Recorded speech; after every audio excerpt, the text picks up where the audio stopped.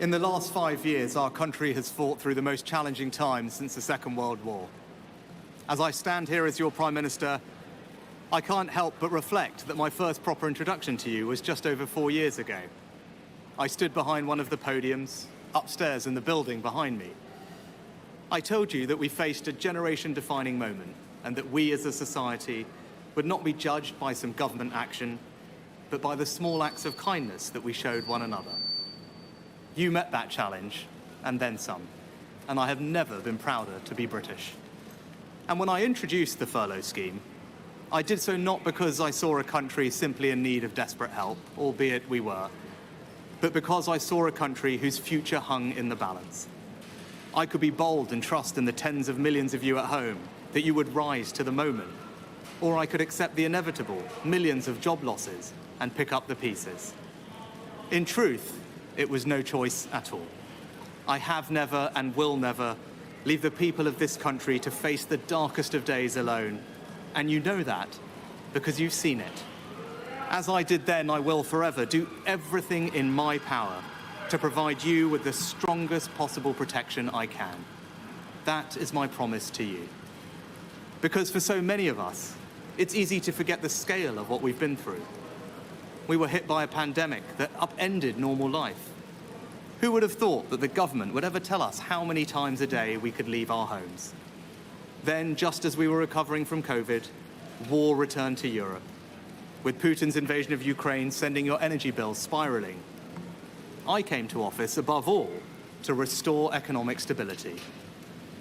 Economic stability is the bedrock of any future success, whether that is rising wages and good jobs, investment in our public services, or the defence of the country. And because of our collective sacrifice and your hard work, we have reached 2 major milestones in delivering that stability, showing that when we work together, anything is possible. Our economy is now growing faster than anyone predicted, outpacing Germany, France, and the United States. And this morning it was confirmed that inflation is back to normal. This means that the pressure on prices will ease and mortgage rates will come down. This is proof that the plan and priorities I set out are working. I recognise that it has not always been easy. Some of you will only just be starting to feel the benefits, and for some, it might still be hard when you look at your bank balance.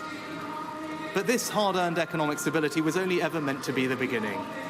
The question now is how and who do you trust to turn that foundation into a secure future for you, your family, and our country. Now is the moment for Britain to choose its future, to decide whether we want to build on the progress we have made or risk going back to square one with no plan and no certainty.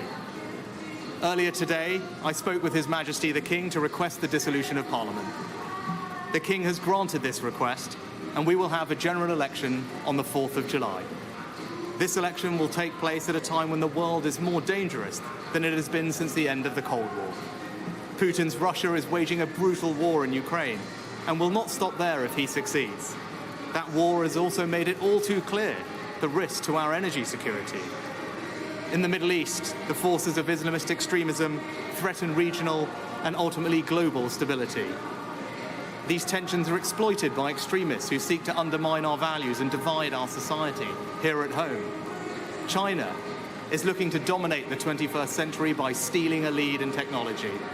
And migration is being weaponized by hostile states to threaten the integrity of our borders.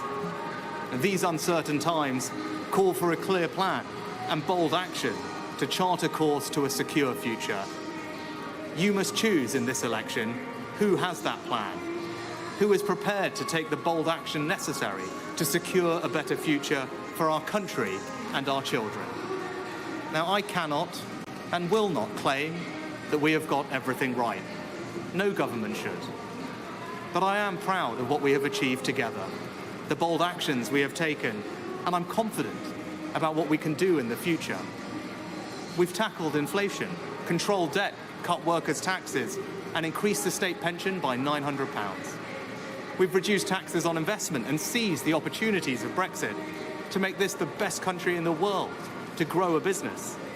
put record amounts of funding into our NHS and ensured it is now training the doctors and nurses it needs in the decades to come. We've reformed education, and our children are now the best readers in the Western world. We prioritised energy security and your family finances over environmental dogma in our approach to net zero. We fully funded an increase in defence spending to 2.5% of GDP. We made a decision to invest more in local transport that you actually use, rather than endlessly plough more money into HS2. We set out a comprehensive plan to reform our welfare system, to make it fair for those who pay for it as well as those who need it. Immigration is finally coming down, and we are stopping the boats with our Rwanda partnership. And we will ensure that the next generation grows up smoke-free. I hope that my work since I became Prime Minister shows that we have a plan and are prepared to take bold action necessary for our country to flourish. Now, I've stuck with that plan and always been honest with you about what is needed, even when that's been difficult. Because I'm guided by doing what is right for our country, not what is easy. Now, I can't say the same thing for the Labour Party, because I don't know what they offer. And in truth, I don't think you know either. And that's because they have no plan. There is no bold action. And as a result, the future can only be uncertain with them. On the 5th of July, either Keir Starmer or I will be Prime Minister. He has shown time and time again that he will take the easy way out and do anything to get power. If he was happy to abandon all the promises he made to become Labour leader once he got the job, how can you know that he won't do exactly the same thing if he were to become Prime Minister?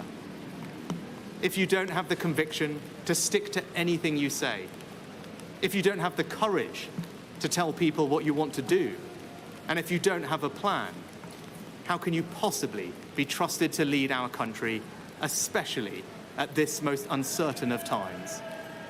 Over the next few weeks, I will fight for every vote.